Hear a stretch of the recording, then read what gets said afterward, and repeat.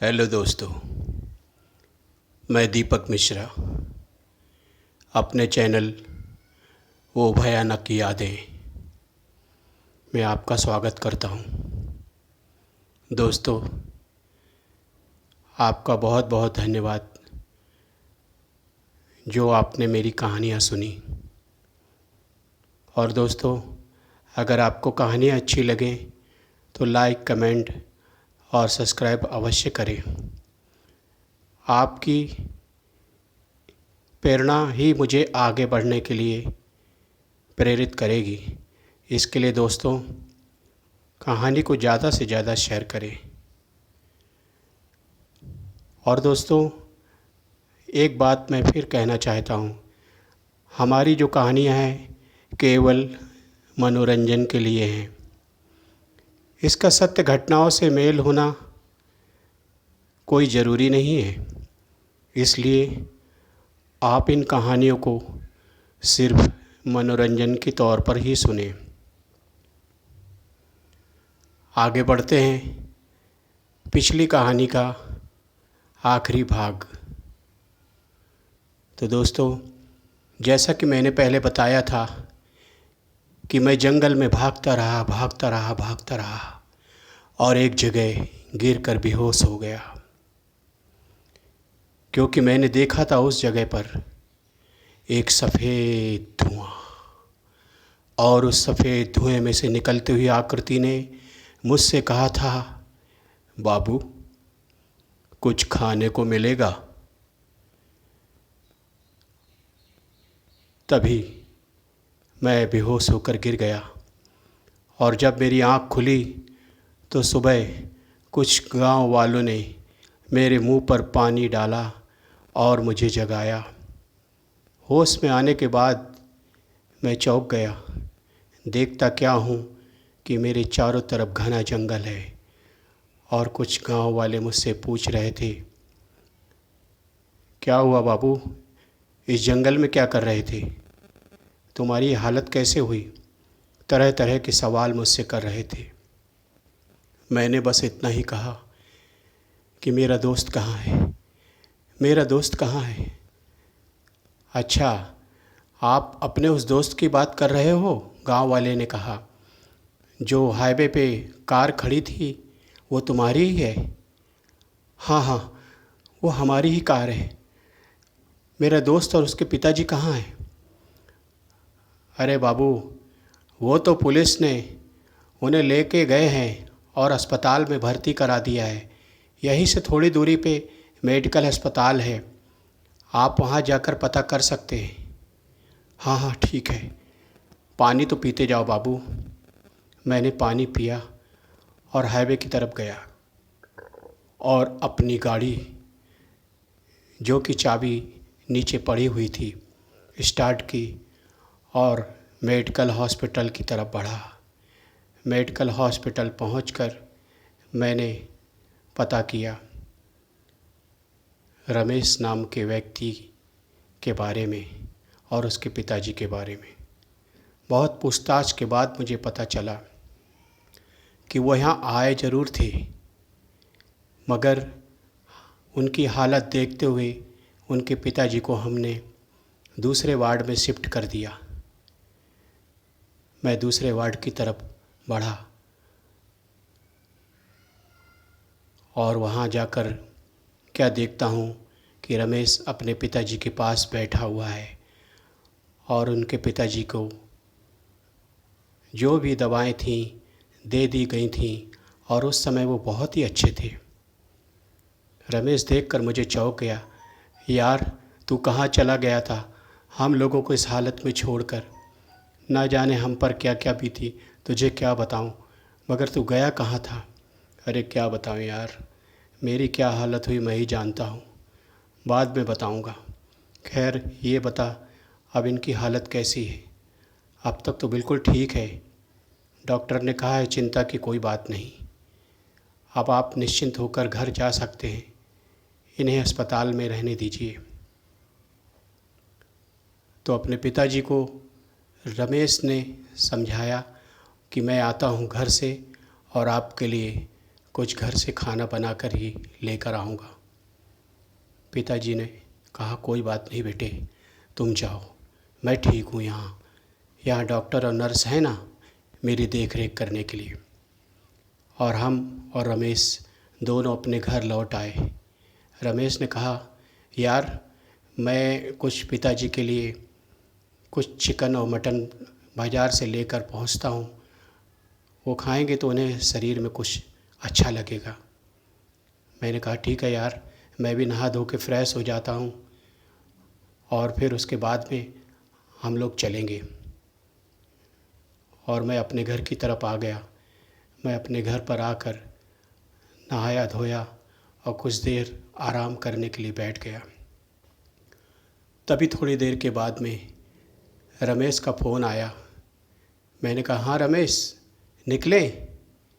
रमेश ने कहा, यार मुझे बहुत ज़रूरी काम आ गया है, अगर आज मैं उस काम के लिए नहीं गया तो लगता है वो काम मेरा कभी पूरा नहीं होगा। ऐसा क्या काम आ पड़ा है? यार वो सब तुझे मैं बाद में बताऊंगा, तू एक काम कर सकता है? मैंने कहा, हाँ हाँ क्यों नहीं, ज़रूर। यार मेरे पिताजी को तू खाना देकर आ जा, फिर हम लोग बाद में चल के साथ में मिलेंगे। मैंने कहा, ठीक है यार, कोई बात नहीं, मैं दे आता हूँ खाना। और ये कहकर मैं अपने बिस्तर से उठा, कपड़े पहना और रमेश के घर की तरफ बढ़ गया।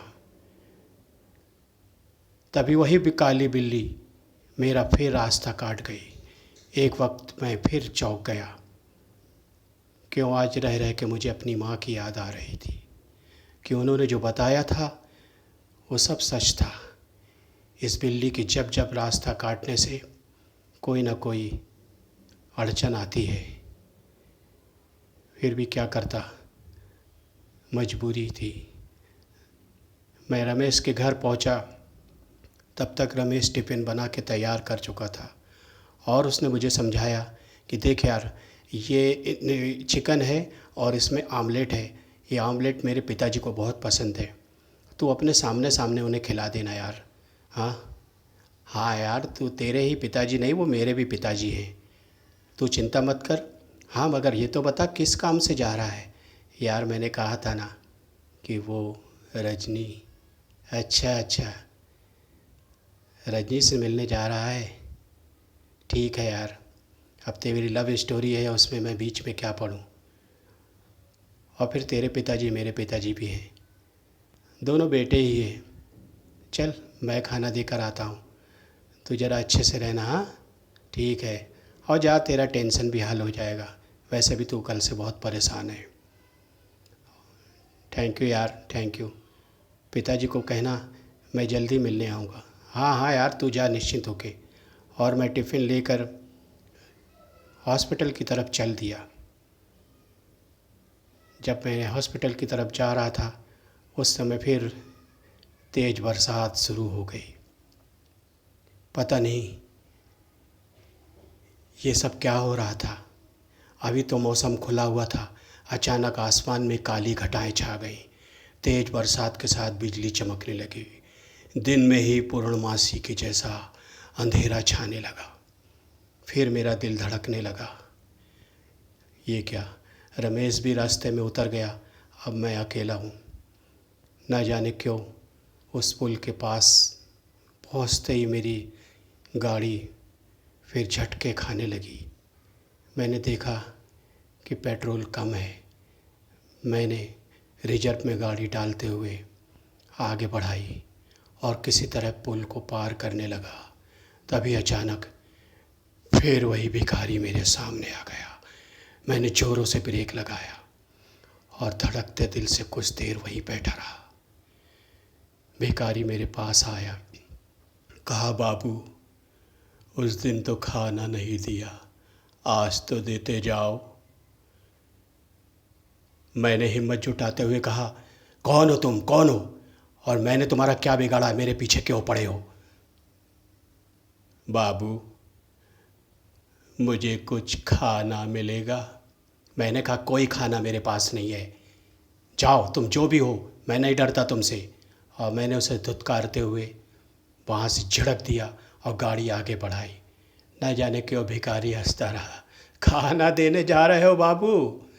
हाँ, दे आओ खाना, मेरे लिए भी बचा के ले आना। हाँ, जाओ बाबू जाओ। और वह जोरों से हंसते हंसते अचानक कहीं हवा में गुम हो गया। ये सब नज़ारा मैंने कांच, जो मेरी गाड़ी में वह कांच लगा हुआ था शीशा, उसमें देखा। मैं धड़कते दिल से हॉस्पिटल की तरफ बढ़ा। हॉस्पिटल में मैंने पहुंचा और उनके वार्ड की तरफ बढ़ा। जब मैं हॉस्पिटल में कमरे के अंदर पहुंचा जहां रमेश के पिताजी को भर्ती किया गया था, अचानक क्या देखते हैं कि उनके पिताजी के ऊपर सफ़ेद चादर पड़ी है और कुछ डॉक्टर और नर्स मेडिकल इंस्ट्रूमेंट को निकाल रहे थे। उनके हाथ से ग्लूकोज की जो भी सीरीज थी सब निकाल दी गई थी। मैंने धड़कते दिल से डॉक्टर को से पूछा, क्या हुआ डॉक्टर, क्या हुआ? आप लोग ये क्या कर रहे हैं? ग्लूकोज की सीरीज क्यों निकाल रहे हैं? ये सब क्या कर रहे हैं? डॉक्टर ने कहा, यहाँ आइए मैं बताता हूँ आपको। ये बोल क्यों नहीं रहे? आपने इनके मुंह पे कपड़ा क्यों डाल दिया है? आओ मेरे पास, मैं बताता हूँ। डॉक्टर मुझे बाहर लेकर आया और उसने बताया, अभी कुछ देरी पहले तक तो सब कुछ ठीक था। मैंने जैसे ही अपनी ड्यूटी ज्वाइन की, मैं पहले इनको ही देखने आया और नर्सों ने मुझे बताया कि सुबह की चाय भी इन्होंने पी थी, कुछ नाश्ता भी किया था। लेकिन अचानक क्या हो गया? ये आँख फाड़ फाड़ के हॉस्पिटल की खिड़की की तरफ देख रहे थे। और नर्स ने पूछा, क्या हुआ आपको? और कुछ ना बोल सके और इनकी धड़कन जो है बंद हो गई।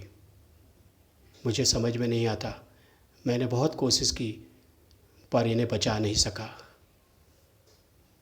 ये कहते हुए मैं रोता हुआ वहाँ से, ठीक है आप अपने पिताजी को कुछ देर बाद यहाँ से इनका शव ले जा सकते हैं, तब तक मैं कुछ फॉर्मेलिटीज़ पूरी करता हूँ।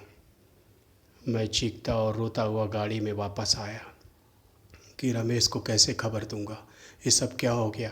अभी तो अच्छे खासे थे, अचानक क्या हो गया? तरह तरह के विचार मेरे मन में आते रहे और मैं गाड़ी में बैठा और गाड़ी स्टार्ट की, ये दुख भरी खबर रमेश को सुनाने के लिए लौट रहा था। ना जाने मुझे आज क्यों उस भिखारी के ऊपर बहुत गुस्सा आ रहा था कि जो भी हो इस सब के पीछे उसी का ही कारण होगा, क्योंकि वो कोई साधारण भिखारी नहीं, कोई प्रेत आत्मा है। जब मैं वापस उस पुल के पास से गया तभी क्या देखता हूँ, अचानक फिर वो भिखारी मेरे सामने आ गया। मैंने गुस्से में कहा, आज मैं तुझे नहीं छोड़ूंगा, हाथ में, और मैंने अपने गाड़ी में से जो कि एक रॉड पड़ी हुई थी लेकर उसकी तरफ दौड़ा और दौड़ता रहा। अचानक वह भिखारी हवा में गायब हो गया। मैं बहुत गुस्सा करते चीखते हुए कि सामने क्यों नहीं आता, सामने अगर हिम्मत है तो। और उसकी एक आवाज़ आई, खाना दे आए बाबू? हाँ, खाना दे आए? ठीक है, कोई बात नहीं, अगर आगे जीना चाहते हो तो वो खाना यहीं पे रख देना। ये कहते हुए वो भिखारी हवा में गुम हो गया। खाने का डब्बा मेरे हाथ से गिर गया और कुछ देर वहीं बैठने के बाद मैं अपनी गाड़ी की तरफ लौट आया। तो दोस्तों, कैसी लगी कहानी? अगर आपको अच्छी कहानी लगी हो तो ज़रूर कमेंट, सब्सक्राइब और लाइक करिए। और इसके बाद मैं अपनी अगली कहानी भी डाल रहा हूँ। अगली कहानी भी एक अघोरी के ऊपर है, तो ज़रूर सुनिएगा। थैंक यू, धन्यवाद।